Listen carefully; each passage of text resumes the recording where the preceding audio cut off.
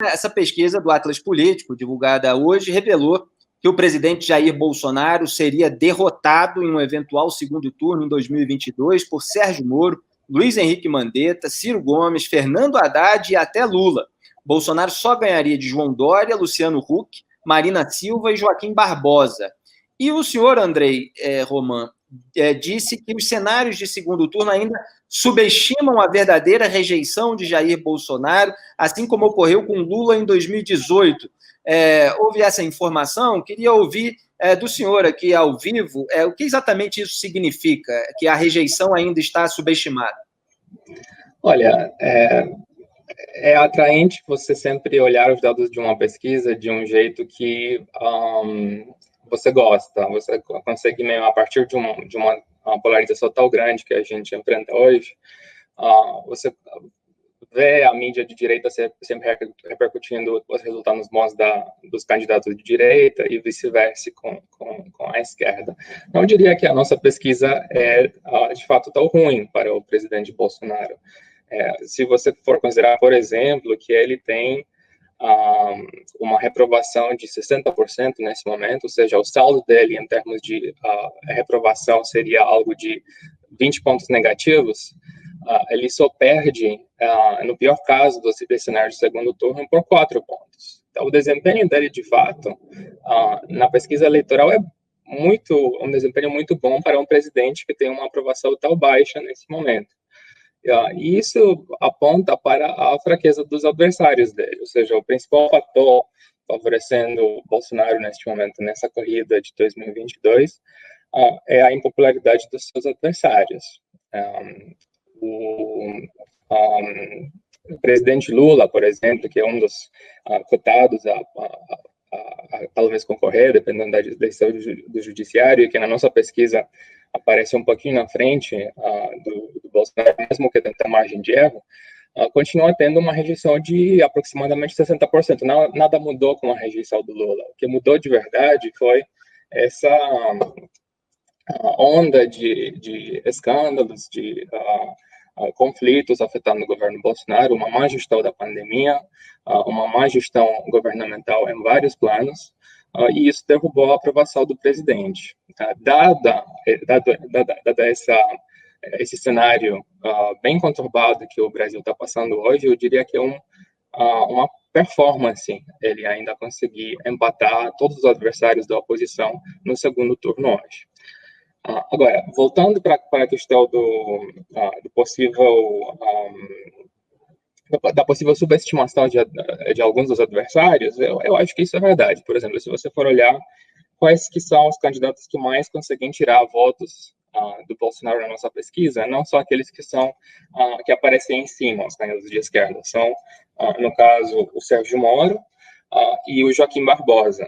Com o Sérgio Moro, o Bolsonaro tem somente 33,6% na nossa pesquisa, ou seja, o Moro consegue tirar aproximadamente 10% dos votos que o Bolsonaro teria no cenário contra o Lula. O problema do Moro nessa pesquisa é que a figura dele também é muito rejeitada, neste caso pela esquerda, e por conta disso ele tem uma margem, uma vantagem em relação ao Bolsonaro um pouco menor que o Haddad, o Lula ou o Ciro Gomes.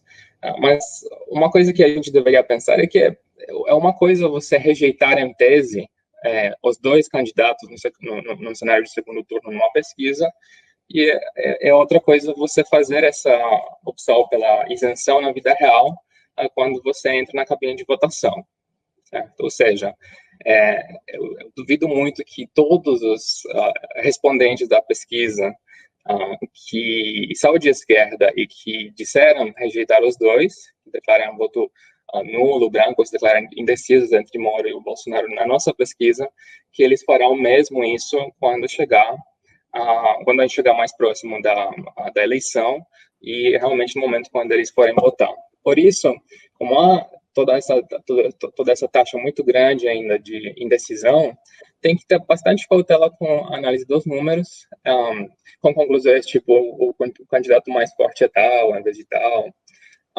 porque são fenômenos que podem varia bastante e, como falei, o principal fator hoje em dia afetando essa dinâmica nem sequer é a figura do presidente Bolsonaro, mas é a reprovação, a falta de popularidade dos líderes da oposição. Maravilha, estou conversando com o CEO do Atlas Político, Andrei Roman, que está detalhando aí os resultados divulgados hoje no Antagonista sobre a projeção de segundo turno para 2022. Eu preciso marcar o break aqui da nossa transmissão na Rádio Educadora em Uberlândia, Minas Gerais. Produção, pode marcar e eu volto já. Muito bem, já podemos continuar aqui a conversa. Eu sou Felipe Moura Brasil, conversando com o CEO do Atlas Político, Andrei Roman. E quem estava ouvindo no rádio não estava vendo os resultados numéricos que a gente estava mostrando para vocês que acompanham esse programa no YouTube. Então, lendo aqui rapidamente, num segundo turno entre Sérgio Moro e Bolsonaro, o ex-ministro Moro teria 34% dos votos e o presidente 33,6%. Portanto, uma diferença de apenas 0,4 pontos, como comentou o Andrei Roman, mostrando que a diferença do Moro para o Bolsonaro nesse momento seria pequena, mas ele está com a vantagem. E um alto índice de brancos e nulos, porque chegaria a 32,4%, obviamente uma rejeição por parte da esquerda. O antagonista, evidentemente, de acordo com a avaliação que a gente faz, comentou que existe uma dúvida, né, entre aquele juiz que prendeu quadrilheiros e o Bolsonaro colocado como um troglodita que atentou contra a vida da população brasileira nessa conduta desastrosa da pandemia. Mas isso são as análises nossas, obviamente não tem nada a ver com o Instituto. Agora, o Haddad venceria o Bolsonaro por uma margem ainda maior, de 42% a 38%. E o Lula venceria por 40,9% a 37,8%. Então, só para encerrar, Andrei, como o senhor colocou, muita gente hoje diz uma coisa, mas essas pessoas ainda serão influenciadas por uma campanha, inclusive do oposicionista, porque quem agora está com os holofotes sobre si é o presidente da República. No momento que tem pessoas, inclusive, que nem confirmaram se serão ou não candidatas, como o próprio Sérgio Moro, Joaquim Barbosa e outros. No momento em que surge uma campanha, surge toda uma argumentação, uso de televisão, de rádio, essas coisas mudam, né? Claro, essas coisas mudam, mas a pesquisa aponta para alguns desafios estruturais, principalmente para os candidatos de centro. Se você for, por exemplo, pegar os resultados de primeiro turno, que também são muito importantes, for olhar o percentual do Bolsonaro, que é de 35%, estimar uma votação da esquerda de em torno de 1/3 do eleitorado, que é menos do que ela teve na eleição passada. Na eleição passada foram 30 pontos para o Haddad e mais uns 12, se não me engano, para o Ciro. Você já chega a mais de 65% do eleitorado que já tem uma escolha bastante firme.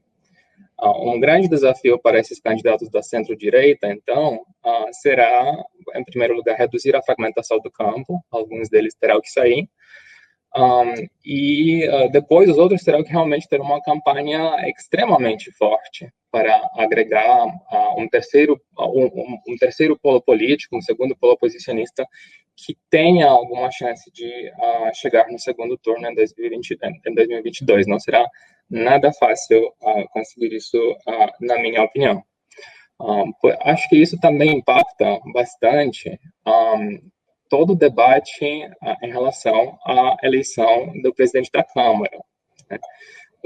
A parte mais programática da centro-direita, acho que já se dá conta, com plena clareza, de que chegando mais próximo a 2022, terá uma chance extremamente difícil, extremamente pequena, de conseguir emplacar um candidato no segundo turno da eleição. Né? Então, o processo de impeachment seria algo bastante útil, ou porque poderiam simplesmente tirar o Bolsonaro da corrida, ou porque poderiam reduzir a popularidade dele. Isso não está nada alinhado com as prioridades do Centrão. O Centrão sempre aproveitou as circunstâncias de presidentes fracos e impopulares, então estarão bem contentes a ficarem mais 2 anos aí conseguindo extrair, extorquir benefícios do governo Bolsonaro, igual o Centrão será muito feliz depois da eleição de 2022, ou com o Bolsonaro reeleito, ou com um